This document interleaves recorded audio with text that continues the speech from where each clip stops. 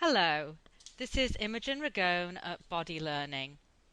Robert Rickover has kindly agreed to let me use the Body Learning podcast to conduct a series of interviews with different Alexander Technique teachers, maybe especially the more senior and successful teachers, to find out how they go about teaching a first lesson. I believe and hope this will become a valuable resource for the rest of us. So, today my guest is John Nicholls. John trained with Walter and Dilys Carrington in the 1970s and started teaching in 1976. He remained with them for 11 years, assisting daily on their teacher training course and maintaining a large private practice of his own. Since then, he's been director of training courses in Melbourne, Australia, Brighton in England, and since 2003 in New York City, where as well as a teacher certification program, he offers private lessons, hands-on supervision groups for teachers, and structured postgraduate courses for teachers. Since moving to the USA, John has been a featured teacher and presenter at several AMSAT conferences and international congresses. He also travels frequently to lead seminars for the public, postgraduate classes for teachers, and to consult on training courses in Britain, Denmark, Germany, Holland, Italy, Australia, New Zealand, and Brazil. Wow. Okay, welcome to the show, John. Thank you, Imogen. Thank you. It's a pleasure to be here. Well, I'm very excited to have you as one of my, I was going to say victims, one of my interviewees Oh, on this topic. But yes, so I'm very excited to learn more about your approach to a first lesson. So I've had um, two or three lessons with you at AMSAT conferences, which is yes. sort of out of a context of a normal first lesson. And of course, it wasn't a real first lesson, if you know what I mean. I'm really talking about a first lesson to someone who's not had any Alexander Technique Of um, course, yeah. experience before. So when a prospective new student contacts you, whether that's by email or phone, do you have a particular way of handling it? Maybe specific questions you ask or information that you want to give them before you meet them? Pretty much the sort of thing that most experienced teachers would say. I think the first thing is to find out what sparked their interest. Mm-hmm. What is it that spurred them to think, hey, I'd like to try this Alexander Technique thing? Mm-hmm. Because I think that's essential. You've got to Yeah. then speak to them from where they're coming from. You said when they first contact you by email or phone, I've noticed, certainly here in New York, in the last 2 or 3 years, or maybe 3 or 4 years, hardly anybody contacts me by phone, Imogen. Well, I agree. I get most It, of my it's all contacts by email. email. Yeah. Mm-hmm. And I actually know people who have the ringer of their phone turned off Mm-hmm. 24/7 Huh. because, phones are not for talk, phones are for texting and emailing. Mm-hmm. That's So right. that's what I get more. And therefore, that has the advantage that when people contact me first by email, they do tend to themselves spontaneously write a bit more about why they're contacting me. Mm-hmm. So that helps the process. Okay. And would you do you give them any information or give them ahead, or do you just really talk to drawing out what their concern is? I do like to find out whether well, I like to get some idea of how much they know about the Mm-hmm. Alexander Technique, saying, have you read anything about it? Do you have any friends who have lessons? Have you taken a look around the internet for Mm-hmm. any of the information about it? And I'd like them at least to go take a look at my website. I'd say, have a look at some of the general stuff on my website about the technique and specifically have a look at the page about taking private lessons. So you've got some idea what to expect. And would usually your whole kind of contact maybe be only by email before you meet them? Most commonly these days, that's exactly Yes, the I mean case. that's kind of what I thought you was, and Yeah. I would say that's true for me too. I know some teachers, even though the contact might be by email, they'll ask to talk on the phone first, Mm, but no, but, I've but you gotten don't. used to the fact Yeah. that they don't have the ringer turned on. Hmm. What's the use? No, I'm Yeah. kidding. But no, people just seem to expect a couple of exchanges of emails and we'll set up an appointment. So I also have, this might be a useful thing Hmm. for a new teacher in preparation for that situation. I've got a couple of prepared, Ah. pre-written emails, like templates, Hmm.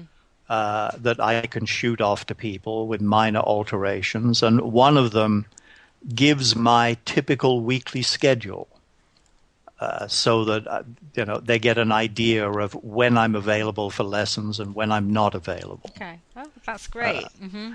And that gets things off to a good start because then they can get back to me and say, well, how about do you have anything on Wednesday afternoons after 5, say? So it doesn't even start by them asking for times when you're just not going to possibly be available. So yeah, Exactly, exactly. you've We're gone past starting that. Yeah. from, okay, I'm saying this Hmm. is when I'm available. And it also, actually, the pre-written email even says, of course, some of these times may well be currently regularly booked. Hmm. And then I say something like, but give me a few suggestions of Hmm. times that would work for you. In other words, don't just ask for one specific time. Give me a few, Hmm. and we'll see what we can work out together from that. Yep, sounds good.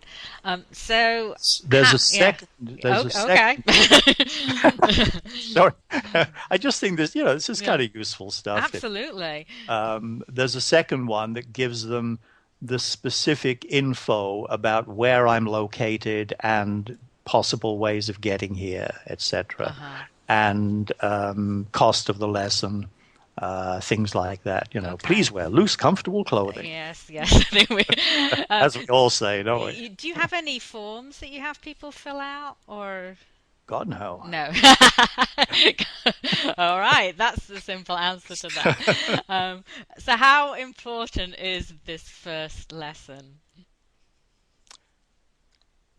Well, obviously, everyone's going to say, especially if you're a fairly new teacher, Hmm. at the back of your mind is the anxiety about getting paid, Hmm. paying the rent. Hmm. So there's pressure on the teacher in that way that you feel, I really need this person to come back and take more lessons. Hmm. But Hmm. if you possibly can put that on the back burner, put it aside a little, Inhibit because that? I guess we could use that word. Hmm. Yeah. Um, if you can think of it more as the beginning of an ongoing process, because I think a lot of teachers try to throw everything into the first lesson, every angle, every aspect of the Alexander technique. And that can come across as a little too desperate. Hmm. Not only that, but it tends to influence the teacher's own use a bit negatively because you're pressing down a bit into yourself because you're trying so hard. Hmm. Hmm. So if you can step back a little metaphorically and try to see this as the beginning of a long process, you're Yeah. just laying the foundation stone. Yeah, I like that. That's nice. And Um, and I know mhm. from training teachers, Imogen, that one of the unfairnesses of life, in this of which there are Mhm. many, Mhm. is that it takes a bit of confidence to step back like that. Mm. And often you get more of that confidence from experience. But you Yes. know, like the catch-22 of Hmm. this is that the time in your Alexander teaching career when you most need that confidence is the time when you have the least of it. It's when you just start teaching. Hmm. But, Hmm. if you could just pretend a bit, just Yeah. pretend. That's what. Hey, I've been doing this for years.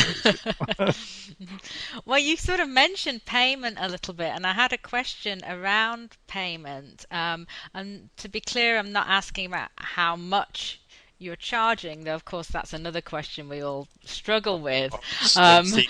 Let's but see. rather the kind of the system or even protocol, you might say, that you use to collect payment. I think it's Mm, often a kind of an awkward moment for us all, that moment where we kind of ask for the money.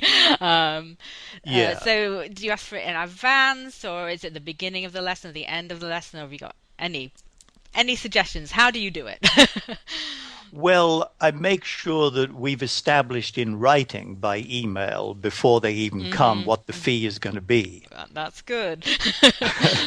So there's no arguing about that. I mean, having said that, of course, I give discounts to Hmm. some people.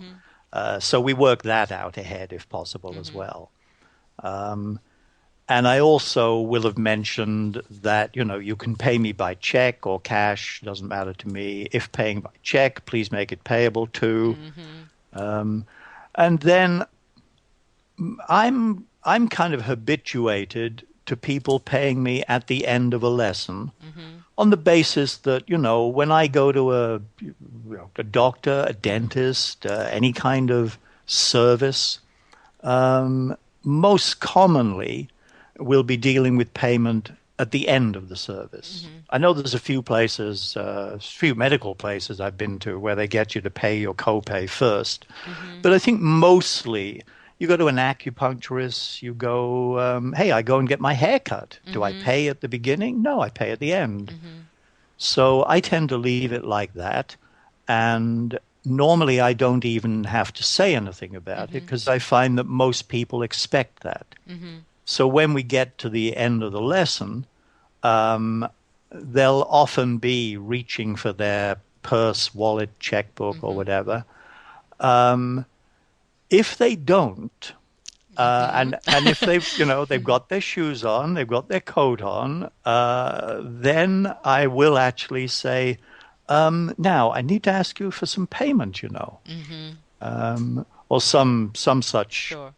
kind Hmm. kind of question, and the person will say, oh, of course, I'm sorry. It's no big deal, Hmm. just that little reminder, before you walk out the door, we have to deal with Yeah, this. I think we make a bigger deal of it in our minds often. Yeah, As it's with most things, right? of So, course, yeah. consult your own Hmm. experience Hmm. of going to classes and services of all those Hmm. kinds. It's no big deal. You Yeah, settle up at the end. yeah, yeah. There's also a couple of things. I have a few people who will they come in and they push the check in my hand at the beginning of the lesson. Hmm. And I stuff it into my pocket and we go through the lesson. And then I've several times been in the embarrassing situation as they're leaving of saying, oh, by the way, Uh, have you given me a check? And they say, John, I gave it to you. because it wasn't following the normal routine. Yeah, Yeah, yeah, so I, yeah. I kind of encourage people to stick to my Mm. routine and then we Hmm. don't get those Yeah. embarrassments. Okay, very good. So when your student walks through the door, how do you start? Do you I'm guessing you haven't even chatted on the phone with a lot of them, Well, so that's right. Yeah. it's the first time hearing their voice, let alone seeing them. So do you start with a discussion, or how do you start? Well, the studio I normally work from, fortunately, has a sofa. Hmm. So, I usher them in, leave your coat here. There's the bathroom if you need it. Take a seat over here on the sofa and we'll Hmm. talk about it. And I would have referred back to their initial one or two emails. So I'll have something that's reminded Hmm. me, oh, this person's here because they've got chronic back trouble, or this is a violinist. Hmm. So they sit down on the sofa and we have a little chat about that. I get a bit of further information from them. Hmm. I check that they've had a little read of say, something on the website, Mm-hmm. so they've got some idea what to expect.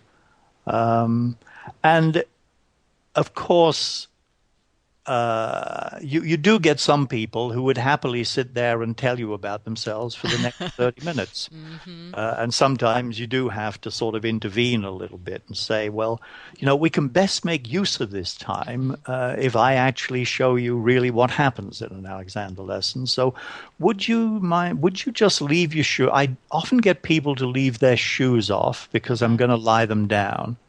Actually, come to think of it, I don't do that. I wait until we get to the lying down Okay. stage. I'll ask them to take off a jacket or anything that might get in the way, Uh-huh. and come and stand in front of this chair being a hard wooden chair, Mm-hmm. because I want to say to them something like, we're going to be working with you standing, sitting, making a few simple movements, and lying down in a certain way. And for this purpose, I'm going to use this firm, flat chair because what we're really interested in here is how you support yourself. So that means we don't want you leaning back there on the sofa, letting the sofa support you. And we really don't want lots of padding in the chair helping to support you and cushion you, because also that disguises things about how you support yourself. You really get the full, clear picture when there's the simplicity of something firm and flat underneath you. Mm. So we're going to come over here and work with this. So the chair is the place where you start with Yes, people. That sounds pretty yes. clear. And Could yeah, I can give you then the rationale I would sure. give them for that. But let me tell you this. Yeah, I think. Let me tell you what was a revelatory moment for Mm. me way back uh, when I'd begun teaching. Had I, or was about to? A friend of mine took some lessons with Dilys Carrington. Mm-hmm. And Dilys Carrington was a wonderful teacher. I admired and liked her very much. I learned a lot from her.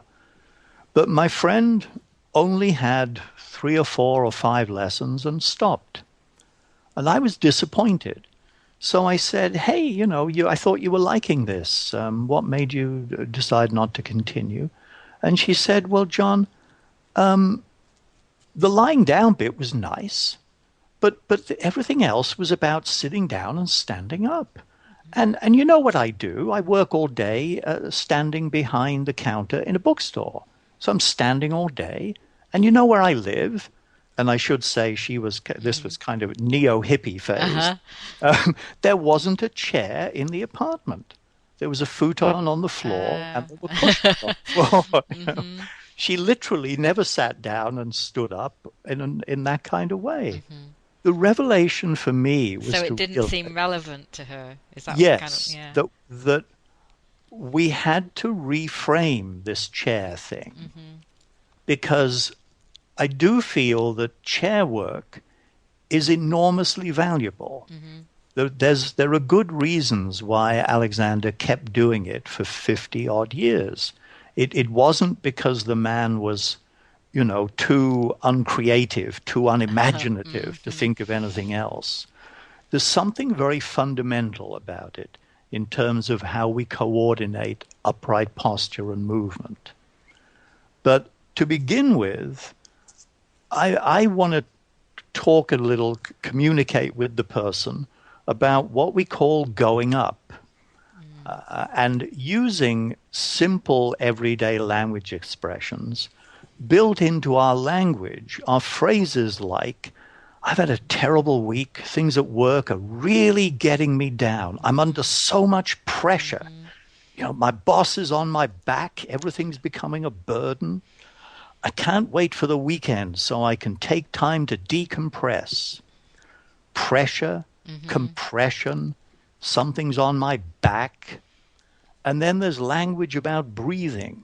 I'm stifled. I need room to breathe, and so on. Mm-hmm. I think this is an interesting way in towards how these are not just metaphors, and they're more than purely mental states. I love this Mm-hmm. word attitude that really Yeah. communicates, Mm-hmm. that these are attitudes and they get locked into us physically. We actually compress physically. Mm-hmm. We stifle ourselves physically, and we get so accustomed to it that even after the particular horrible circumstances, say at work, have eased off, the person has become habituated to those muscular patterns. And it's a little bit like having, say, dark tinted lenses implanted in your eyes and everything looks darker. But after a little while, you forget. Oh, Mm-hmm. that's just how everything looks Mm-hmm. until there's a possibility of removing them. And oh my God, oh, I didn't realize the world looked like that, Mm-hmm. Mm-hmm. So I want to communicate that this is really about allowing yourself to lighten up and open out. And I'll say, can I put hands on you now to just demonstrate how we work? And usually they'll say, yes. I And haven't yet had anybody say no. oh, good. Not I was yet. wondering what you would say. Mm-hmm. And I start talking to them about releasing up through the back and sides of the neck and letting your head lighten up and just follow where my hands seem to be encouraging you to go. And now let's just move from standing. You just sit yourself down there. Chair's right behind you.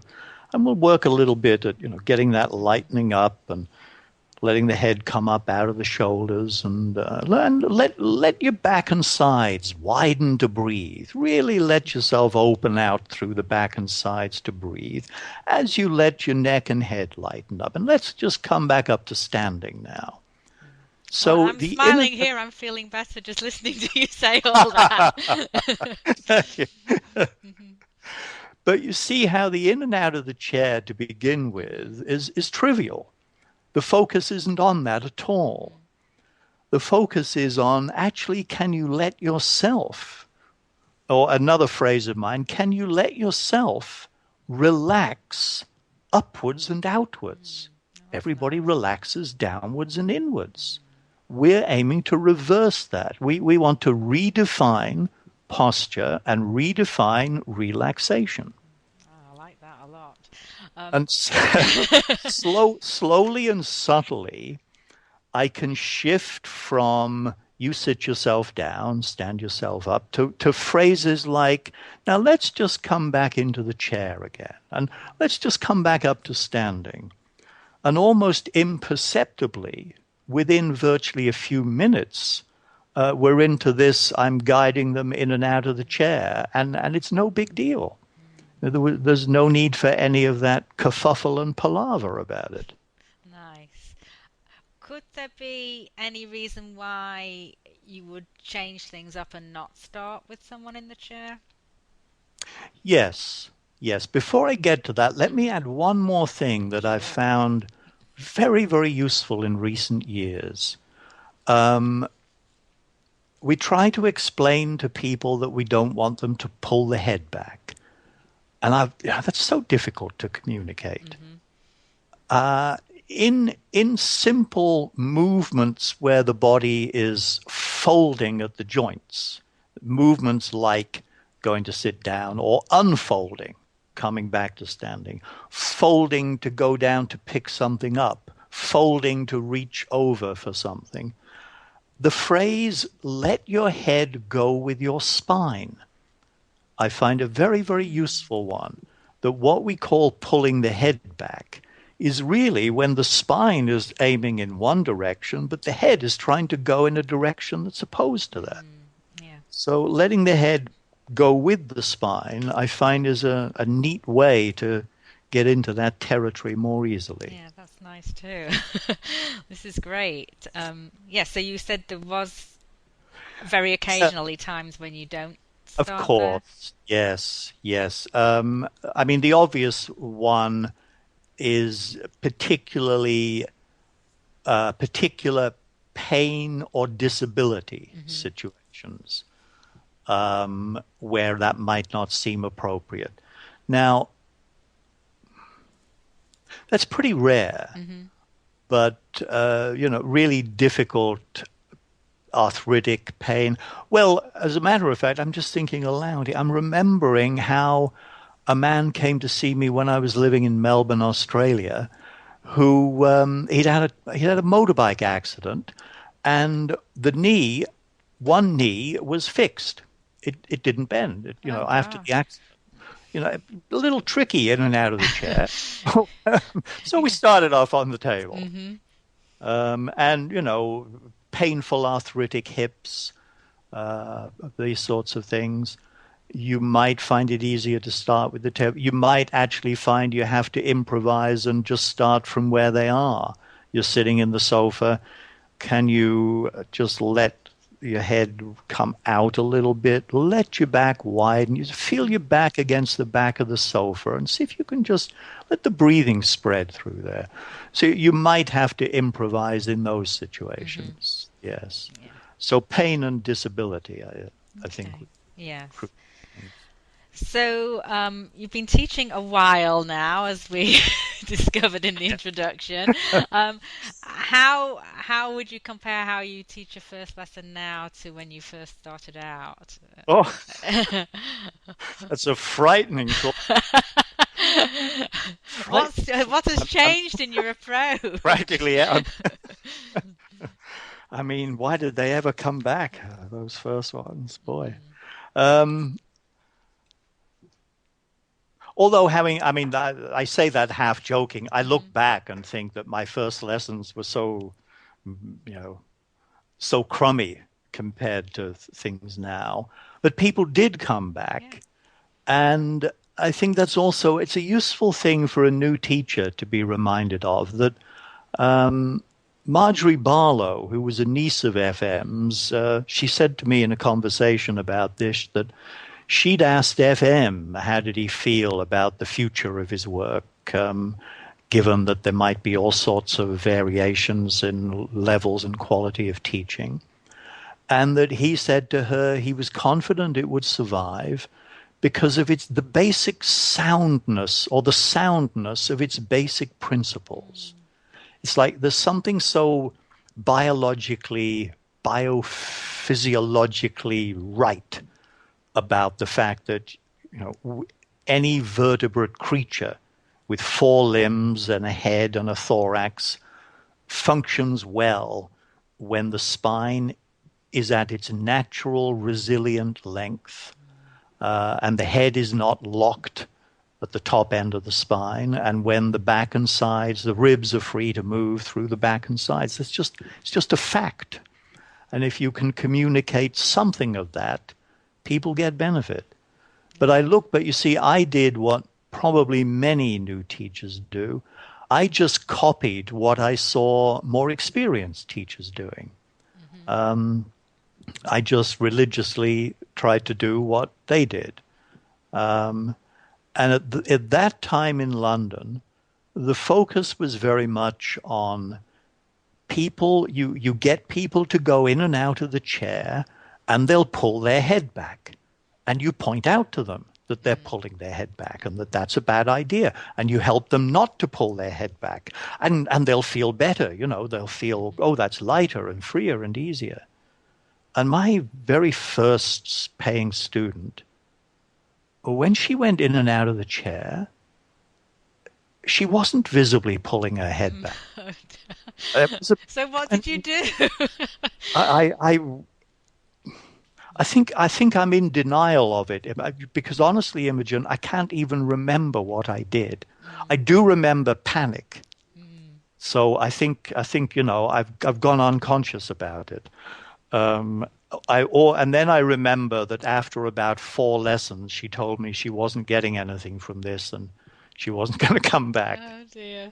It's just pretty.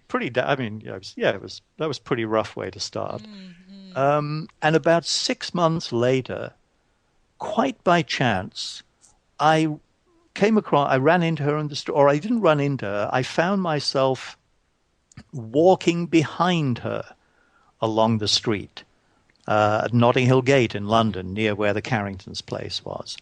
And as I walked along behind her, looking at her head and neck, it dawned on me that she was so locked there that there was no visible change. Mm, So that this idea that, she'd visibly pull her head back mhm, hadn't worked. It mhm. just was It was locked in cemented place. in Yeah. place. Oh, wow. Nobody had ever told me that that could happen. Mm, mm, So, gradually I realized that that way of going about it didn't work for me. mm, And then I had that experience, as I say, of the friend of mine going to Dillis, mhm, and I realized, okay, chair work, table work, they're fantastic. We really don't want to lose them. They are still, to me, the the best way to bring about long-term, profound, and deep change. But we have to reframe what they mean, so to mhm. speak. Make, How, yeah, make them yeah, relevant. Yeah. make them relevant. Get away from what you don't want is now. This is the Alexander way to sit down and stand up. Mm, mm. Now, next week, we're going to do the Alexander way of picking up your shopping basket. Oh dear. And then we're going to do the Alexander way of changing a light bulb, etc. You Mm, don't want that, really. You mm, want there's a fundamental principle that you're trying to communicate about, as I say, relax upwards and mhm. outwards. Learn not to squeeze and stifle yourself. Great. Um, do you give your students any homework after their first lesson? Yes, yes. Two basic things. Um, because I think the lying down in semi-supine is phenomenally valuable. I mean, Yes, so I do I. here Yeah. we are. We've been Mm, in this for decades. mhm, I lie down every day. mhm, Um, Walter, in the years I knew him, could be found lying down on his teaching table after lunch every day. mm, Uh, so I show them about it in the first lesson. After a bit of chair, I get them to the table, and that's where I would get them to take off their shoes, by the mhm. way. Yeah. Makes sense. And, encourage them, show them the height of books under their head.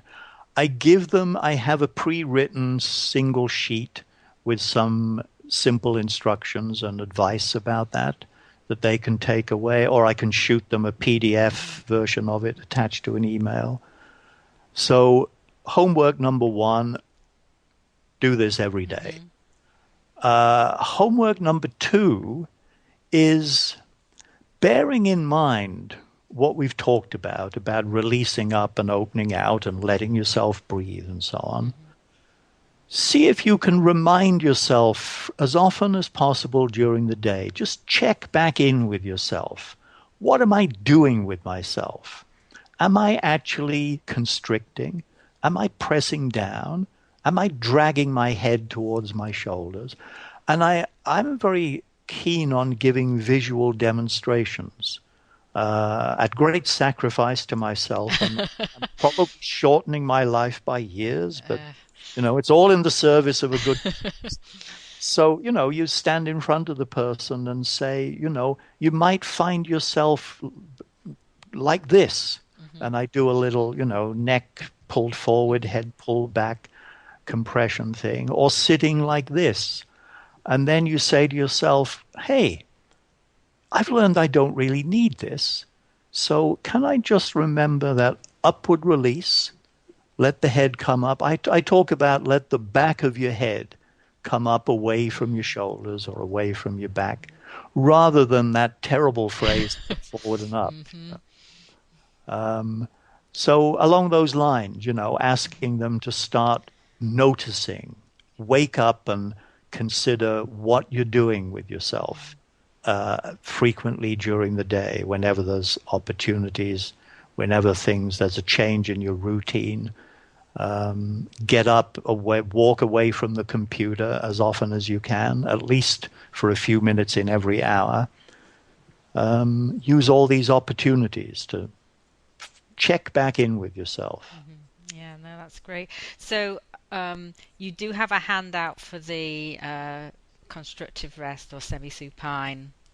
Yeah, I Do you have a actually, handouts on anything else, or? yeah, the kind of stuff I've just said, Hmm. I actually have a handout about using this basic pattern of directive intentions, releasing in the directions that help you to open out.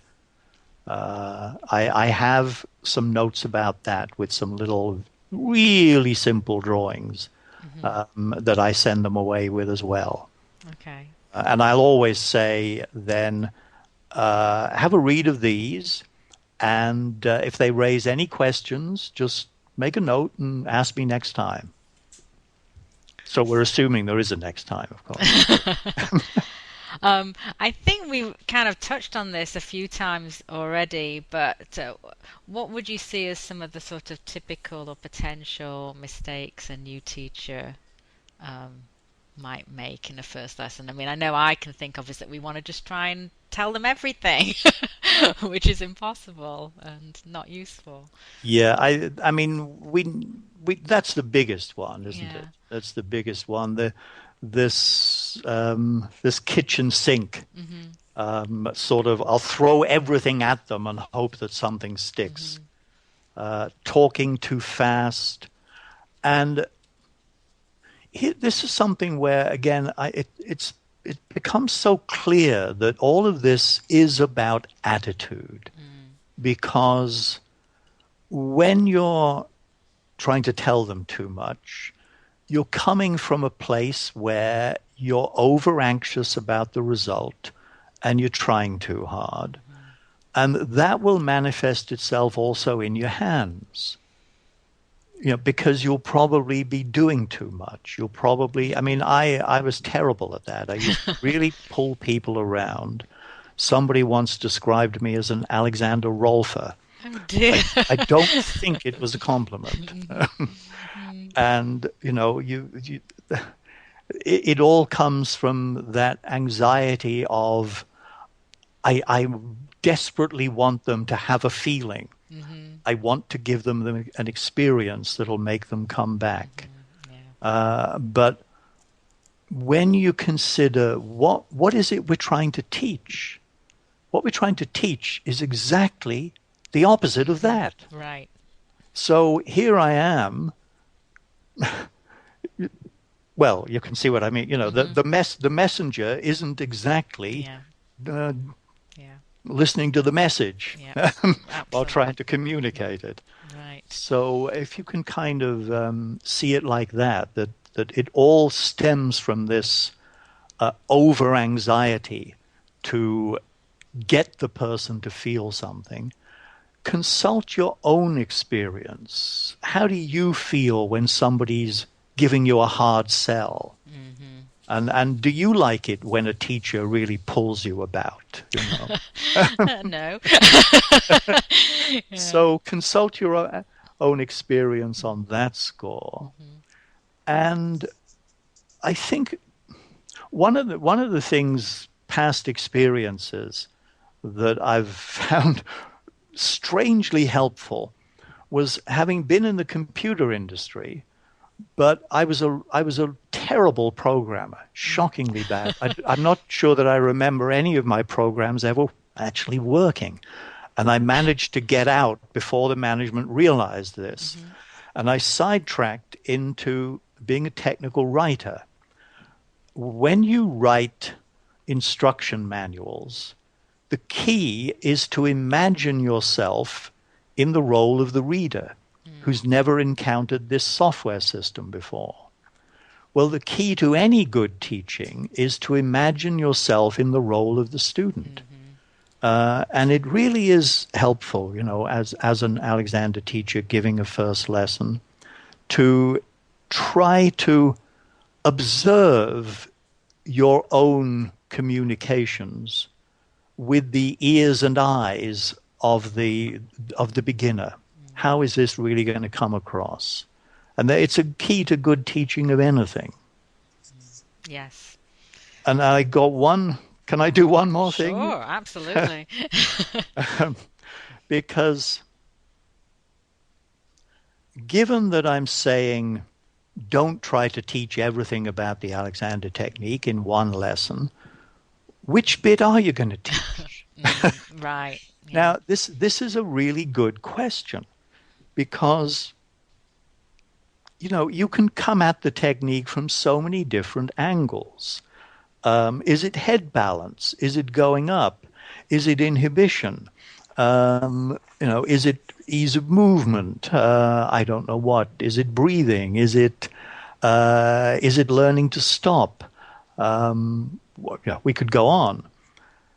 Figure out what to you is the most important aspect and the one that you want to lay down as the foundation stone.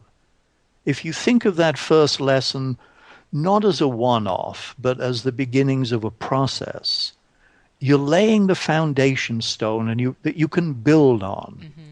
So have a think about what for you is the really lays the groundwork from which you can then explain over a series of lessons all the other aspects. Yeah, that's good. Yeah. So, before we finish up, is there anything else you'd like to share with our listeners? Maybe advice for new teachers or anything that's relevant to our discussion?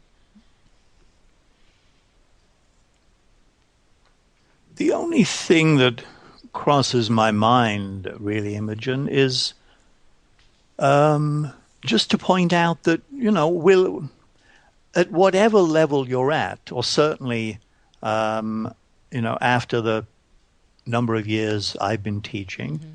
I still get people who come for a first lesson and don't come back. It's not a failure. For some people, this just isn't the right thing, Mm-hmm. or this is not the right time in their life. So, I know it's all very well for me to say don't get downhearted about it. But I'm going to say it anyway. Don't get downhearted about it. Yeah, I mean, Uh, it's you it's know, probably it'll, not a personal thing. It's something to do with what's going on with them. Not yes, that's kind yes, of my take. But yeah, anyway. yes. And this work is, um, it, it, it feels personal to us, Hmm. so it's very easy to take it as a personal disappointment. Hmm. But if you can step back and realize it really isn't for everybody. Some people don't feel a thing, at the end of a lesson. I had a man recently came back and had a second lesson and didn't feel a thing. And okay, Interesting. so Yeah. yeah, you just can't get through to everyone, and it may be that it isn't for that person. Period. They're just really temperamentally not on this wavelength, or this is just not the right time in their life for it. Okay. Yes. Very good. Well, John, this has been so interesting. I think that honestly, I think this will be really useful to our listeners. So, my guest today has been John Nicholls, an Alexander Technique teacher in New York City. If you'd like to get in touch with John or you live in New York City, we'll put a link to his website next to the interview, and we'll also put a link to a site where you can find a teacher anywhere in the world. Thank you so much, John, for being on Oh, the it's been a show. pleasure, Imogen. Okay, Thanks. bye.